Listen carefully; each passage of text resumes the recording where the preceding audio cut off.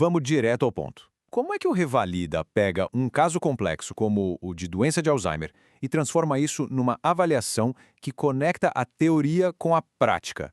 É exatamente essa a questão que a gente vai destrinchar hoje. Nesta análise, a gente vai mergulhar fundo na abordagem do exame. Vamos partir de uma questão discursiva real para chegar numa simulação de estação prática. O objetivo é, claro, entender como dominar esse tema que é tão importante para a aprovação. Então, o nosso roteiro é bem simples. Primeiro, a gente entende o desafio geral do Revalida. Depois, decifra a prova discursiva de 2024. A partir daí, a gente simula como esse mesmo caso viraria uma estação prática, detalha o que fazer e, para fechar, algumas dicas de ouro. Bom, para começar, vamos falar sobre o desafio do Revalida. Para se dar bem, o primeiro passo é sacar a lógica do exame, principalmente em áreas mais complicadas como a neurologia. E o ponto crucial é este. O Revalida testa o conhecimento em duas etapas que se completam. De um lado, a prova discursiva, que vai cobrar a sua base teórica. E do outro, a prova de habilidades clínicas, onde é preciso colocar em prática todo esse conhecimento num cenário simulado. Não dá para ser bom só em uma delas. Certo. Agora vamos para a segunda parte e entender na prática como isso funciona. Vamos analisar juntos a questão discursiva sobre Alzheimer que caiu na primeira edição do Revalida de 2024.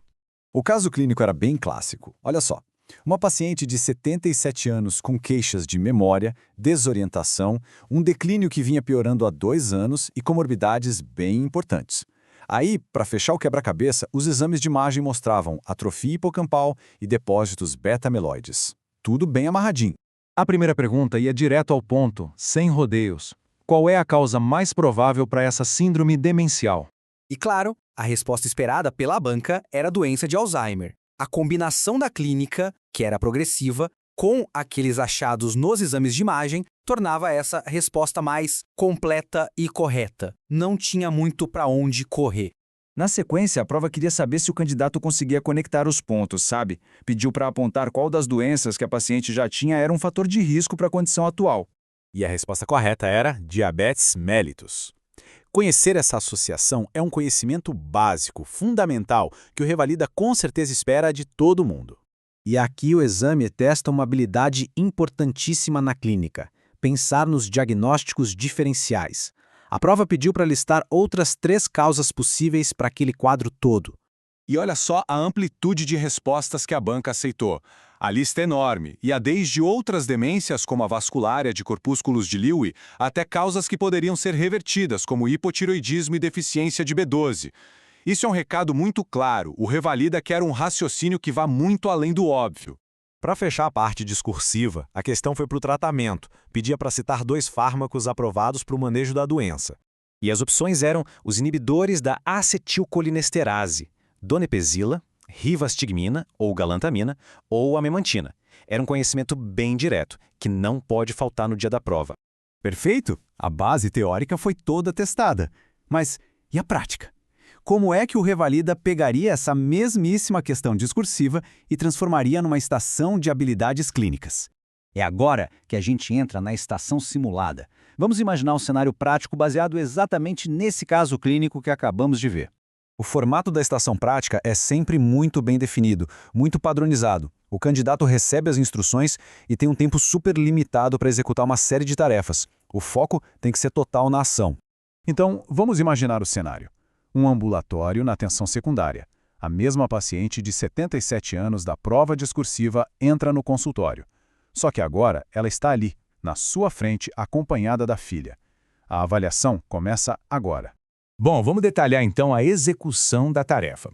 O que a banca esperaria que fosse feito em míseros 10 minutos de atendimento? As tarefas são praticamente um checklist de competências. Primeiro, fazer uma anamnese focada trazendo a filha para a conversa. Segundo, comunicar a suspeita de Alzheimer com empatia, com jeito. Terceiro, explicar os próximos passos, o que vai ser feito. Quarto, falar do manejo que não envolve remédios. E por último, algo que muita gente esquece e que é fundamental, verbalizar o raciocínio clínico o tempo todo. O avaliador precisa ouvir como se está pensando. E a comunicação, gente, é um item de avaliação importantíssimo. É preciso usar uma linguagem que o paciente e a família entendam, envolver todo mundo e estruturar a consulta de um jeito lógico.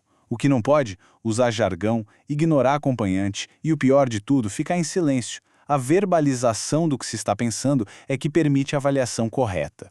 Com tudo isso em mente, vamos para as nossas dicas de ouro. São aquelas estratégias que realmente fazem a diferença no caminho para a aprovação. A primeira dica é sobre o tempo. Pensem bem, são só 10 minutos. 10 minutos para mostrar que sabe fazer anamnese, dar diagnóstico, se comunicar e orientar.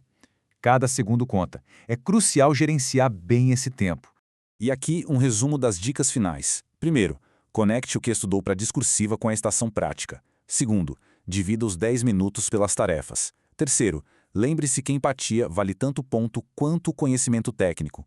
Quarto, verbalize, sempre. O avaliador não adivinha o que se está pensando.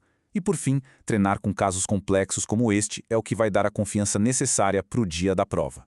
E este caso mostra perfeitamente o tipo de integração que o Revalida exige.